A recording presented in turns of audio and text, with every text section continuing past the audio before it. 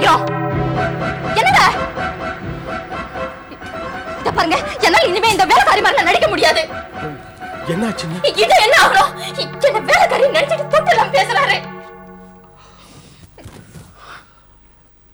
மாமா நீ என்ன சொல்ல போறேன்னு தெரியுண்டா. இவன் உன் பொண்டாட்டி 5 வயசுல குழந்தை இருக்கான், இதெல்லாம் சொல்ல போற தெரியுண்டா. உங்க அப்பா இங்க வரும்போது கல்யாணி பாட்டியா நடிச்சதும் இவதான்.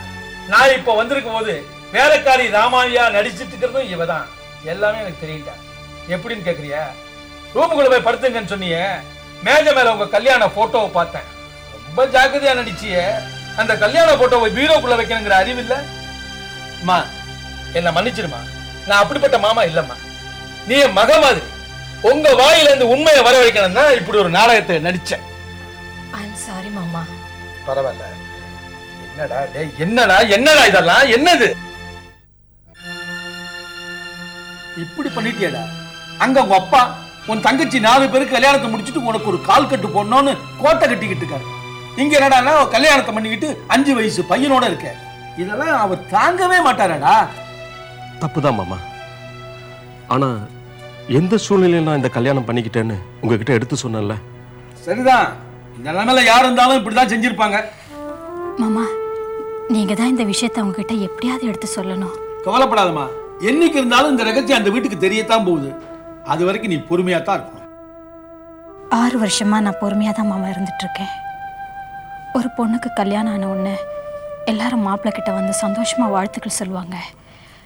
மாப்பிள்ளையோட அப்பா அம்மா கிட்ட போய், என்ன உங்க மருமக வந்தாச்சா அப்படின்னு கேட்பாங்க.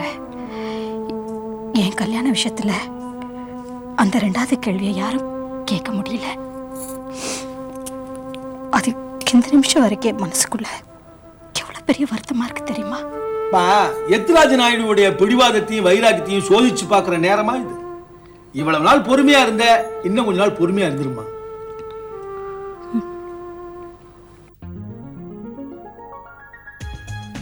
என்ன பாவா? வாயா குடூரே, ஹைதராபாத் பாத்தியா? ஹைதராபாத்தை மட்டுமா பார்த்தேன், செகண்டராபாத்தையும் கூடவே பார்த்தேனே. எப்படி இருந்தது? Very hot. இங்கிலீஷ்ல பேசுறா, நேரம் தான். சரி, மீனெல்லாம் முழுங்கினியா? மீனை மட்டுமா முழுங்கினேன், எவ்வளவோ முழுங்கிருக்கேன் பாவா. அண்ணையா, சூர்யாவை பாத்தீங்களா? பார்த்தம்மா, சௌக்கியமா இருக்கான். ஃப்ரெண்ட்ஸ் எல்லாம் நல்ல மாதிரியா தானே இருக்காங்க? ஆத்மார்த்தமா ஒரே ஒரு ஃப்ரெண்டு சௌக்கியமா இருக்கு. யாரு? கல்யாணி தானே சொல்ற? அது எப்படி பாவா உங்களுக்கு தெரியும்? அது கல்யாணிங்கிற கல்யாணராமனை சொல்றாரு. கல்யாணராமனா? அவனுக்கு நான் நல்லா இருக்கான். அது சரி குடூரே, அங்க கல்யாணி பாட்டின்னு ஒருத்தர் இருந்தாங்களே, எப்படி இருக்காங்க? கல்யாணி பாட்டி போயிட்டா. ரொம்ப நல்ல பாட்டியாச்சு பாவா. அவன் புள்ள வந்து கூட்டிட்டு போயிட்டான்னு சொல்ல வந்தேன். அறிவு கட்டவனா? அது அப்படி சொன்ன, நான் என்னமோ ஏதோ நினைச்சு பயந்து போயிட்டேன். ஏண்டா குடூரே, இந்த சூர்யா பையன் என்ன சம்பாதிக்கிறான், என்ன செலவு பண்றாங்கிற விவரத்தை கொஞ்சம் கேட்க கூடாதா? என்ன பாவா நீங்க, ஹைதராபாத்ல காஸ்ட் ஆஃப் லிவிங் ஜாஸ்தி, இங்க வேற பணம் அனுப்பிச்சு அங்க கல்யாணியோட உன் குடும்பம் நடத்த வேண்டாம்? என்ன சொல்ற? கல்யாணராமனோட குடும்பம் நடத்த வேண்டாம் அது சொல்ல. சரிடா, நான் கல்யாணராமனும் சம்பாதிக்கிறான் இல்லையா, ஆகிற செலவை 2 பேரும் ஷேர் பண்ணிக்கிறாங்களா? நல்லா ஷேர் பண்ணிக்கிறாங்க. ஓஹோ, அது சரி. இந்த கல்யாணராம பையனை நான் பார்க்கல, நீ பார்த்திருப்ப. ஆள் எப்படி அழகா இருக்கானா? அவனோட கேரக்டர்லாம் எப்படி? கல்யாணராம வேற ஒரு பொண்ணை லவ் பண்றானா சூர்யா சொன்னான். அப்பேற்பட்ட பயலாவே அந்த பையன் எதுக்கு உன் ரூம்மேட்டா வச்சுட்டு இருக்கான்? நாளை மறுநாள் நம்ம சூர்யா கல்யாணம்னா பொண்ணு கொடுக்கறவங்க இந்த பையன் எப்படி இருக்கமோ ஃப்ரெண்ட் அப்படி தானே இருப்பான் அப்படின்னு நினைக்க மாட்டாங்களா? ஆமா, இனிமே பொண்ணு கேட்டு வந்து நீங்க பொண்ணை கொடுத்து என்னடா பெறாத்துற? வர்றவங்க எத்ராஜ் நாயுடு பிள்ளை அப்படிங்கதான் பாப்பாங்களே தவிர கேரக்டரை பார்க்க மாட்டாங்கன்னு சொல்ல வர்றேன். அதுவும் வாஸ்தவம் தான். நீ வேணும்னா பாரு, அந்த பையன் சூர்யாவை நான் கட்டி வச்சு பாவா உதைக்க போறீங்களா? குடும்பஸ்தனா மாத்த போறேன். குடும்பஸ்தனா? மாத்துங்க. ஏயா கூடூர் கண்ணையா, இருமல் சொன்னீங்க, டாக்டர் கிட்ட போனீங்க? போனேன். என்ன சொன்னாரு? இருமல் தான் ஒத்துக்கிட்டாரு.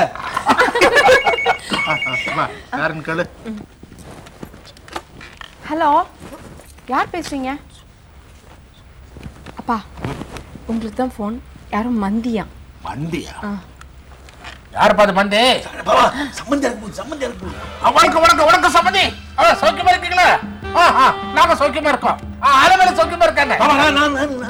கூடு கண்ணியா சௌக்கியமா இருக்கதா சொல்றாரு. எல்லாரும் சௌக்கியம். அப்படியே சரி ரொம்ப சந்தோஷம். நாங்க வந்து பாக்குற சம்பந்தி. வணக்கம் வணக்கம் வணக்கம் வணக்கம். எங்க நம்ம கௌரி எப்படி இருக்கலாம்? நல்லா இருக்கலாம். ஹனிமூன் முடிச்சிட்டு இன்னைக்கு காலையில தான் வந்தாங்களாம். அப்பா நாங்களாம் போய் அக்காவை பார்த்துட்டு வரோம்ப்பா. அடாடாடாடா என்ன பாசம் பத்தியா? அந்த பொண்ணு இந்த வீட்டுல இருக்கிற வரைக்கும் அவகிட்ட தினமும் சண்டே சச்சிருவு. கல்யாணம் ஆகி மாமியார் விட்டு போனதுக்கு அப்புறம் அக்காவை பார்க்கணுமா? என்ன பாசம் என்ன பாசம். அப்பா எல்லார் வீட்லயும் இது நடக்கிறதுதான்ப்பா. அதுக்காக அக்கா மேல எங்களுக்கு பாசம் இல்லைன்னு ஆயிடுமா? ப்ளீஸ்ப்பா அக்காவை போய் பார்த்துட்டு வரோம்ப்பா. கையெடு. அப்பா இன்னைக்கு சண்டே, அதுவும் ஹாலிடே, நாளைக்கு டைம் கிடைக்காதுப்பா. பிச்சு முடுவேன். ஏங்க பிள்ளைங்க எல்லாம் இவ்வளவு தூரம் ஆசைப்படுது இல்ல, அனுப்புவீங்களேன், போய் பார்த்துட்டு தான் வரட்டும். பாபா அனுப்புவீங்க பாபா. வாய் முடுங்க. நீங்க அனுப்ப சொன்னா நான் அனுப்பிச்சிடணுமா? எனக்கு என்ன மரியாதை இருக்கு? வாய் பத்தி பேசாம இருங்க. நான் சொல்றேன், நீங்க போயிட்டு வாங்கம்மா. சீக்கிரம் சீக்கிரம் ரெடி ஆகுங்க. ஏய் ஆரஞ்சு டிஷர்ட் நான் தான் போட்டுப்பேன். ஏய் என்னோட ஈயார தொட்ட உன் கையை வெட்டிடுவேன். இப்ப நான் போட்டுக்கிட்டு இருக்கிறதே ஈயார் தான். சரி சரி சரி சரி கைட்டு கொடுத்துருமா. இனிமே அந்த ட்ரெஸ் எந்த நாய் போடும்? அப்ப நீ போட்டுக்கம்மா. அப்பா ஏன் குழந்தைல நாய் திட்டுறீங்க? அப்ப இதுதான் நாய்.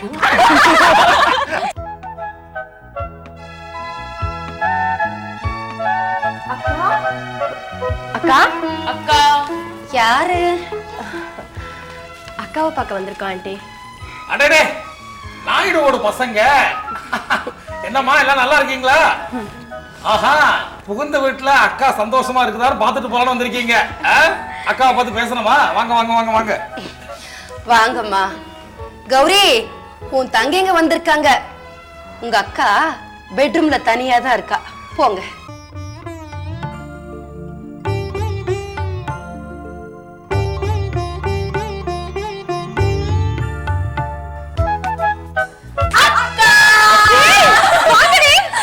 எல்லாரும் எப்படி இருக்கீங்க? சீ, நானே ஊர்ல இருந்து வந்ததுக்கு அப்புறம் ஃபோன் பண்ணி உங்களை எல்லாம் இங்க வர சொல்லணும்னு நினைச்சிட்டு இருந்தேன். நீங்களே வந்துட்டீங்க. ஹனிமூன்லாம் எப்படி இருந்தது அத சொல்லு. கொடைக்கானல்ல ஒரே குளிரு. அக்கா ஹோட்டல்ல ஸ்டே பண்ணீங்க? இல்ல, அவரோட கம்பெனி கெஸ்ட் ஹவுஸ் இருந்தது, அங்கதான் தங்கணும். இன்னும் 2-3 கப்பல்ஸ் கூட ஹனிமூனுக்கு வந்திருந்தாங்க. எல்லாம் ஜோடி ஜோடியா ஜாலியா லேக்ல போட்டிங் போனோம். அக்கா நாங்க கூட ஊட்டிக்கு எக்ஸ்கர்ஷன் போனப்போ போட்டிங் போயிருந்தோம். ஏய் அதுல என்னடி த்ரில் இருக்கு? இதுலதான் த்ரில்லே. ஏய் இதுக்காக அக்காவோட போயிட்டு இருக்கவா முடியும்? நல்ல கதையா இருக்கே. அப்புறம் 2-3 கப்பல்ஸ் இருந்ததுனால கேம்ஸ் எல்லாம் வச்சாங்க. சாயந்தரம் ஆச்சுன்னா நெருப்பு மூட்டி சுத்தி உட்காந்துட்டு ஒரே கானை பாட்டுன்னா கேட்டுக்கோயே. ஓகே விட்டே விட்டா பாரு டோல் சரிக்கா, அதெல்லாம் விடு. உன்னோட ஹனிமூன்ல அன்ஃபர்கெட்டபிள் இன்சிடென்ட், அதான்க்கா மறக்க முடியாத சம்பவம் உண்டா? கொடைக்கானல்ல சைட். ஐயோ இங்க பாரு, வந்த உடனே உங்ககிட்ட ஒரு முக்கியமான விஷயம் சொல்லணும்னு நினைச்சிட்டு இருந்தேன். கொடைக்கானல்ல ஷூட்டிங் நடந்துட்டு இருந்தது. ஹீரோ யார் தெரியுமா? விஜய். அக்கா அவர் எப்படி இருந்தாரு? சூப்பர் பர்சனாலிட்டில அவரு. ஆமா, இது மாதிரி நான் அவர்கிட்ட சொல்லியிருந்தேன்னு வச்சுக்கோ, என்ன அங்கேயே கழட்டி விட்டுட்டு அவர் மட்டும் மெட்ராஸ்க்கு வந்திருப்பாரு. அக்கா, உன்னோட புருஷன் தான் உனக்கு அரவிந்த் சுவாமி, விஜய் எல்லாம். அப்புறம் சொல்லுக்கா, என்ன நடந்தது? அப்புறம் அந்த ஷூட்டிங்ல கேமரா தேவைப்பட்டது. இவர் கையில கேமரா இருக்கிறது பார்த்த உடனே கொஞ்சம் கேமரா கொடுக்குறீங்களான்னு கேட்டாங்க. உடனே இவரும் கொடுத்தாரு. நாங்களும் வெயிட் பண்றோம், கேமராவை திருப்பி தரவே இல்ல. அப்புறம் போய் கேமராவை கேட்டா, இப்ப சீன்ல கமிட் ஆயிடுச்சு, கண்டினியூட்டி கொடுக்க முடியாதுன்னு சொல்லிட்டாங்க. இவருக்கு வந்தது பார் கோவம். Are you going to give my camera or நாட்னு ஒரு போடு போட்டாரு. பயந்து போய் கேமரா கொண்டு வந்து கொடுத்துட்டாங்க. ஏய் வேணாண்டி. போதுக்கா உன் புருஷனோட பிரதாபம். அக்கா அந்தபுரத்துல ராணி மட்டும் இருக்கீங்க, ராஜா எங்கே? அதுவா, தம்மடிக்க போயிருக்காரு. அப்பா அம்மா முன்னாடி ஸ்மோக் பண்றதுக்கு அவ்வளோ பயம். உன் புருஷன் ஸ்மோக் பண்ணுவாரா?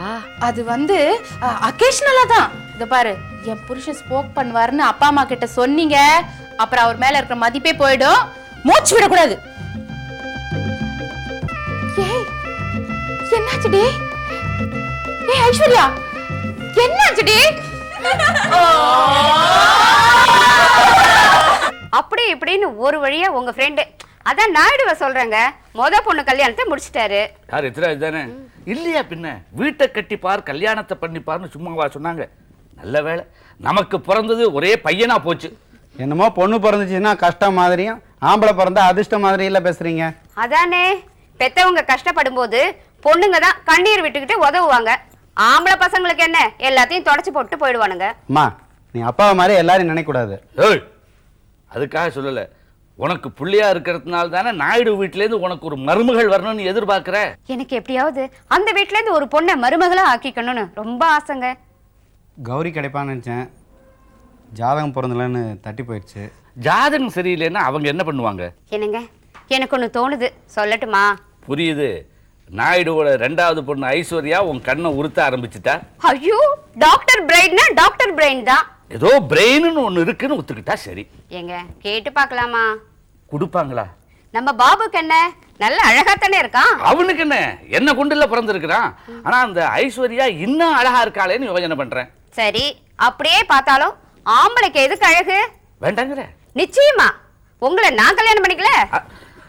அது சரி, பொம்பளைங்களுக்கு அழகு வேணும்ல? கண்டிப்பா. நான் ஒண்ணு கல்யாணம் கட்டிக்கிட்டு இருக்கேனே. சும்மா இருக்கீங்களா? நீங்க 2 பேரும் இப்படி இருக்கிறனால தான் நான் அழகா ராஜாவாட்டம் பிறந்திருக்கேன்.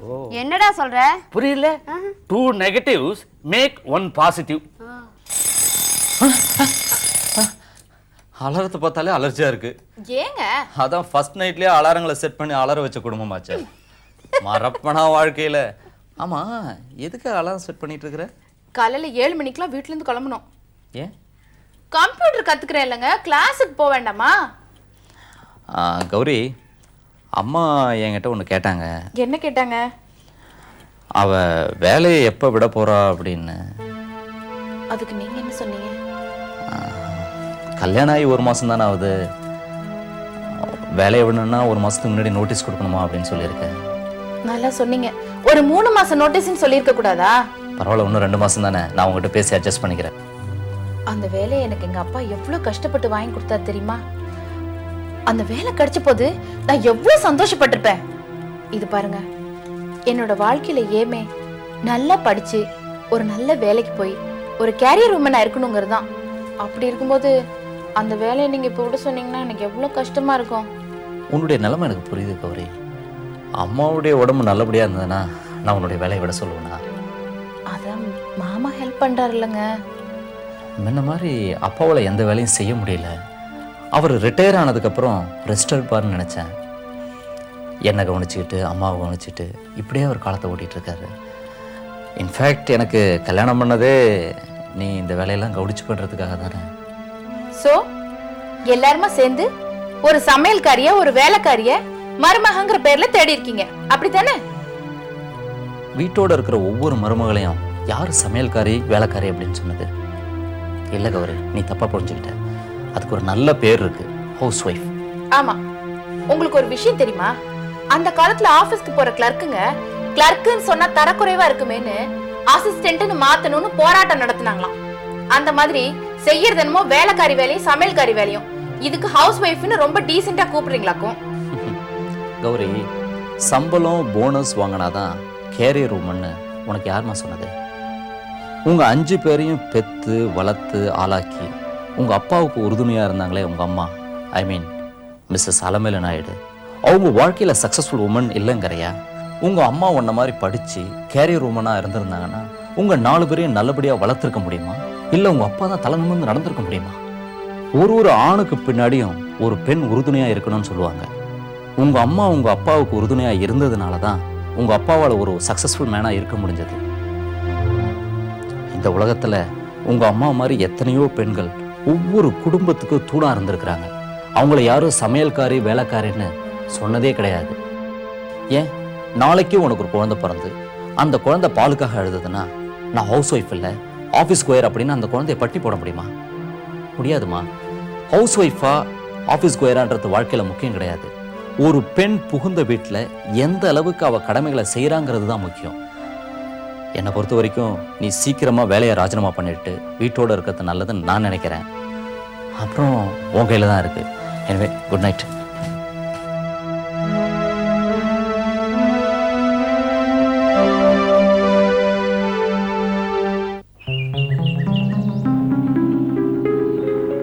ஏண்டா ரங்கா, உன் மனசுல என்னடா நினைச்சிட்டு இருக்க?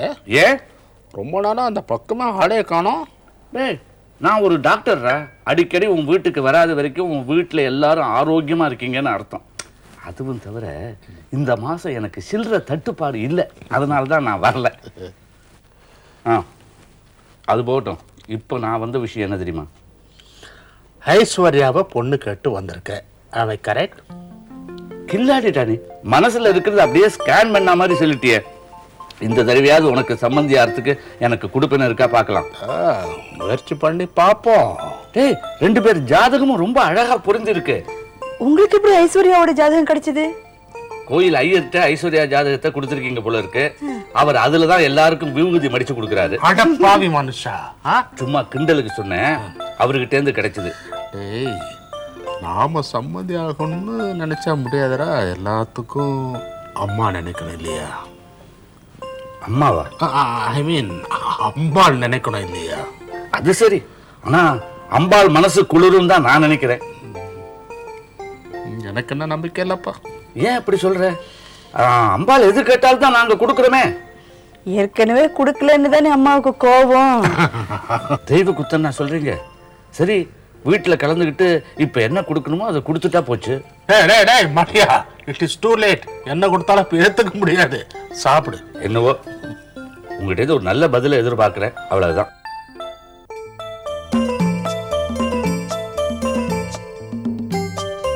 அப்பா. என்னம்மா?